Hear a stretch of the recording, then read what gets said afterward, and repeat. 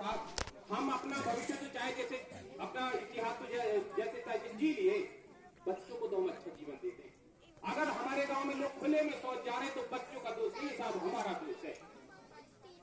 हम अगर इनको सुविधा संपन्न गाँव नहीं दे पाए साहब तो ये हमारा दोष है। आज भी कहीं किसी में लगता है तो लोग लेकर खड़े हो जाते हैं कि हमारा ये नहीं हुआ ये नहीं हुआ। साहब हम क्या कर रहे हैं? 75 साल हो गए, हम अपने बच्चों को शौचालय नहीं उपलब्ध करा पा रहे, हम उनको घर उपलब्ध नहीं करा पा रहे, हम उनको अच्छी पढ़ाई उपलब्ध नहीं करा पा रहे। बच्चे कितने शानदार कार्यक्रम दे रहे थे, देखना चाहिए साहब। फिर से अनुरोध करूंगा, फिर से आपके कार्यक्रमों को रोक लीजिए, थोड़ी देर के लिए बैठिए साहब।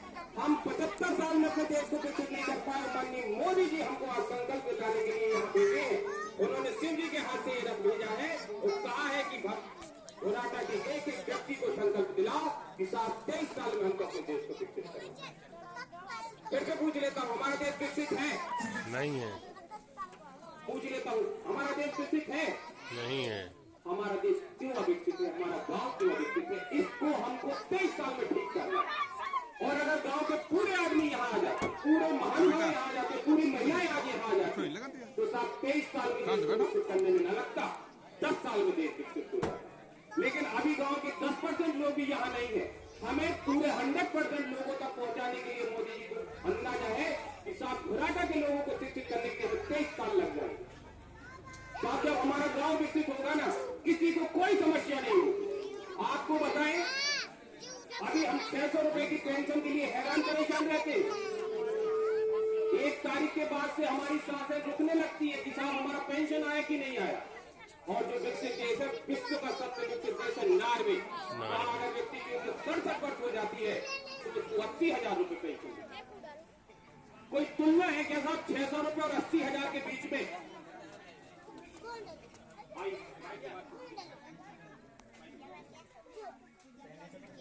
साथ में आ जाओ, थोड़ी बात कर देते साहब। जिंदगी बीत गई साहब ऐसे घिसके कड़ाते हुए। छोटी सी कार खरीदी तो शान बढ़ गई साहब, कोई शान नहीं है।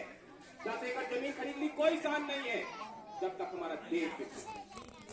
अभी तक क्या होता था कि हमारे देश के लोग संपन्न हुए, विकसित देश चले जाते। लेकिन माननीय मोदी जी ऐसे व्यक्ति है जो कह रहे हैं कि साहब अगर मैं विकसित होऊंगा तो मैं विकसित देश में नहीं जाऊंगा, मैं पूरे भारत के एक एक बच्चे को, एक एक व्यक्ति को, एक बूढ़े को, जवान को, युवा को, महिला को, सबको विकसित देश में ले जाऊंगा। अब छोटा मोटा संकल्प नहीं है साहब। आप देख लेना आगामी 23 साल आप सब जिंदा पर रहना। जिंदा रहने के लिए डॉक्टर साहब यहाँ बैठे अपना स्वास्थ्य का इलाज करा लेना, अपनी सांसें गिनवा लेना, अपनी नब्ज गिनवा लेना, अपना शुगर चेक करवा लेना और कहना डॉक्टर साहब ऐसी दवा जरूर दे दो कि हम 2047 तक ठंडा जरूर होगा। साहब आप कल्पना नहीं कर सकते। और कल्पना का हमने आपको उदाहरण बताया कि 67 साल का व्यक्ति जो नॉर्वे है, विश्व का सबसे विकसित देश है, 67 साल के व्यक्ति को 80,000 पेंशन मिलती है और हम 600 रुपए पेंशन। इतना बड़ा चेंज होने वाला है। हमको 10 गुना मेहनत करना पड़ेगी साहब जब हम 23 साल में विकसित हों। और अगर हमको 13 साल में विकसित होना है तो हमको 10 साल में हमको 20 गुनी मेहनत करना पड़ेगी। 20 गुनी मेहनत करना मतलब जिसकी गेहूं 1 कुंटल निकल रहा है उसको 10 कुंटल निकालना पड़ेगा, 20 कुंटल निकालना पड़ेगा। जिसकी 1 लाख रुपए साल भर की इनकम है उसको साहब 10 लाख रुपए साल कमाना पड़ेगा। जिसके घर में 1 लीटर दूध पैदा होता है उसको 10 लीटर दूध पैदा करना पड़ेगा। क्या हम कर पाए? क्या हम तैयार हैं इस बात के लिए? आप झूठा मूठा भी हानि कह सकते, लेकिन मोदी जी को आपको वो सारी तकदीर बदल देंगे आप। और आज वो संकल्प आपको दिलाएंगे। आज सिर्फ संकल्प की यात्रा है। संकल्प लेने क्या कहलाता है? संकल्प कहलाता है आज सत्यनारायण भगवान की पूजा करेंगे और रोज नहा के पूजन करेंगे, रोज नहा के खाना खाएंगे। ऐसा संकल्प दिलाने के लिए यहाँ आए हैं। आज से 10% लोग यहाँ ज्यादा से ज्यादा 200 लोग होंगे, सिर्फ 200 लोग संकल्प लेंगे। बाकी जो 1,500 लोग गाँव में से वो तो अभी संकल्प लेंगे नहीं। उन तक भी बात पहुंचाने के लिए मोदी जी 23 साल काम करेंगे और हम सबको विकसित भारत मिलेंगे। संकल्प क्या होता है? एक कड़ार मुनि थे साहब, तो दिन भर में क्या खाते हैं? अपने यहाँ तो घर में खाना बनता है, बढ़िया नमक नहीं, चाय बन गई, थोड़ी सी शक्कर कम हो गई तो शक्कर नहीं।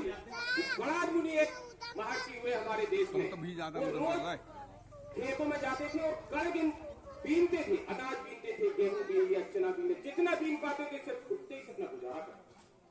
ऐसे संकल्पशील व्यक्ति हमारे देश में होते हैं और ऐसा ही हमको संकल्प करने के लिए माननीय मोदी जी हमारे बीच में आए, जिसकी हमने कभी कल्पना नहीं की, वो हम जिए हैं साहब। और मोदी जी ने संकल्प लिया है हमें देश को विकसित करना। हमारे बीच भारतीय जनता पार्टी के आदरणीय जहाज सिंह जी का आगमन हुआ है।